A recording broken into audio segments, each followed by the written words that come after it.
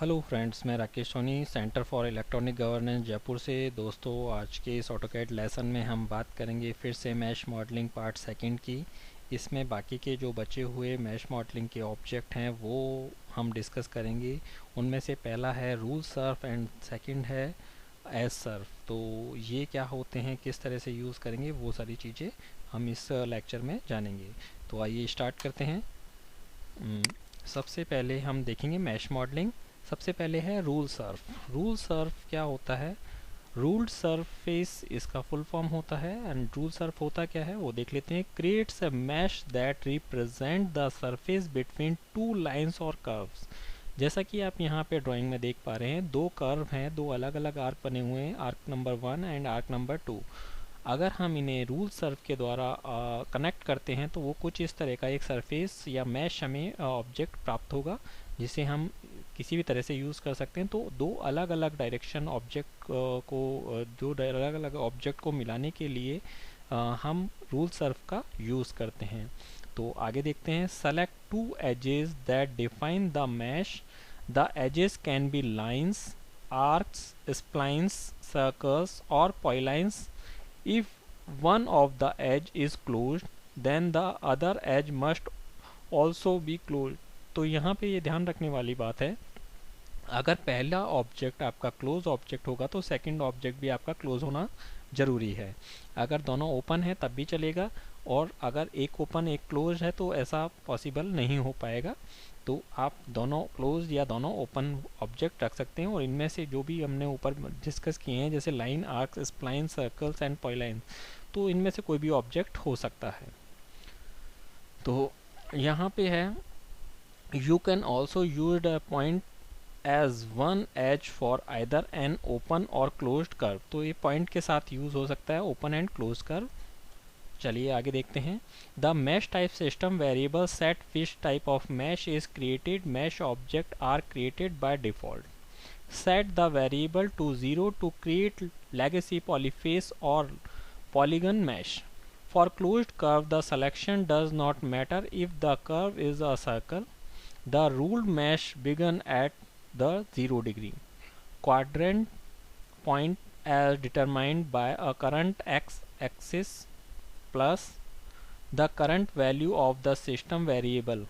For closed polylines, the ruled mesh start at the last vertex and proceed backward along the segments of the polyline. Creating a ruled mesh between a circle and a closed polyline can be confusing. Substituting a closed semicircular polyline for the circle might be preferable. तो यहाँ पे आपको बहुत ही आसानी से हो जाने वाला है। ये सारी उसकी कंडीशंस हैं जिन्हें आपको फॉलो करना है, ये सारी उसमें होंगी। आगे देखते हैं। The ruled mesh is constructed as a 2x n polygon mesh.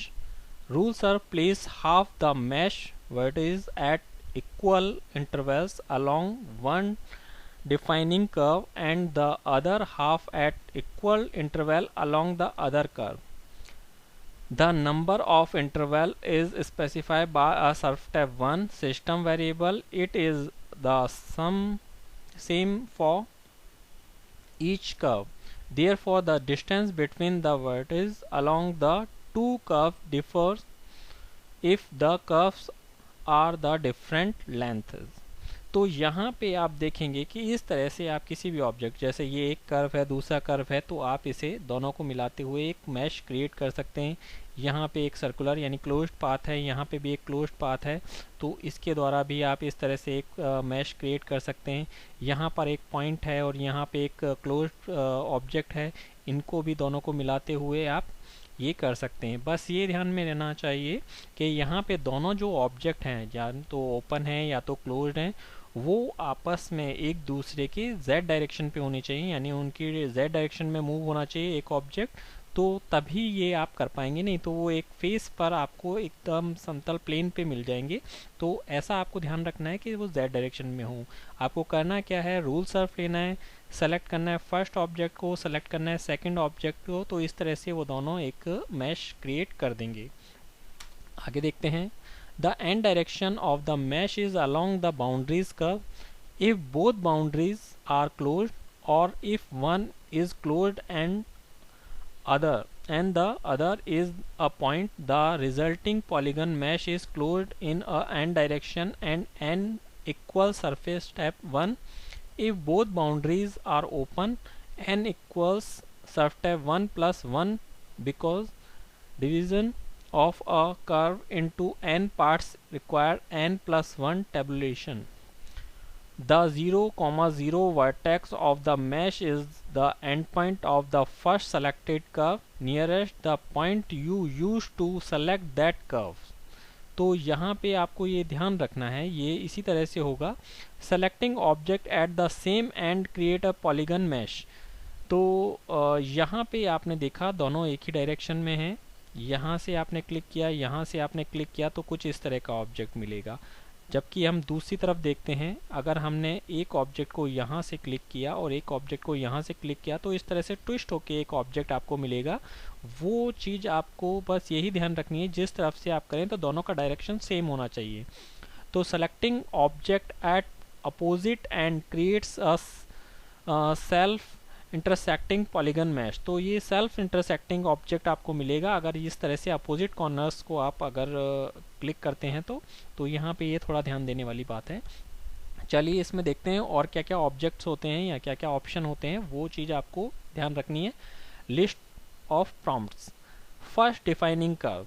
Specify an object end start point for the new mesh object. तो ये न्यू मैश ऑब्जेक्ट के लिए आपको सेलेक्ट करना होगा, यानी आपने रिवॉल्व सर्फ लिया यानी रेफ सर्फ कमांड दिया एंड फर्स्ट ऑब्जेक्ट को क्लिक करिए. आगे देखते हैं. Second, defining curve. उसके बाद आपको सीधा सेकंड डिफाइनिंग कर्व देना है. Specify object end start point for the sweep of the new mesh object. तो बस आपको दोनों को वन बाय वन करके क्लिक करना है, तो आपका जो ऑब्जेक्ट है वो क्रिएट हो जाएगा, यानी जो जो रूल सर्फ है वो आपका बन जाएगा. दो अपोजिट जो ऑब्जेक्ट हैं वो आपस में मिलते हुए एक आपको मैश ऑब्जेक्ट क्रिएट करके देंगे. चलिए आगे वाला ऑप्शन देखते हैं, एज सर्फ. तो एज सरफेस, तो ये किस तरह से होगी देखते हैं. जैसा कि आप ड्राइंग में देख पा रहे हैं इसी तरह का है. 4 अलग अलग एज हैं, 1, 2, 3 एंड 4. 4 अलग अलग ऑब्जेक्ट हैं आपके पास, और इनमें क्या क्या ध्यान रखने वाली बातें हैं वो हम देखेंगे इसमें.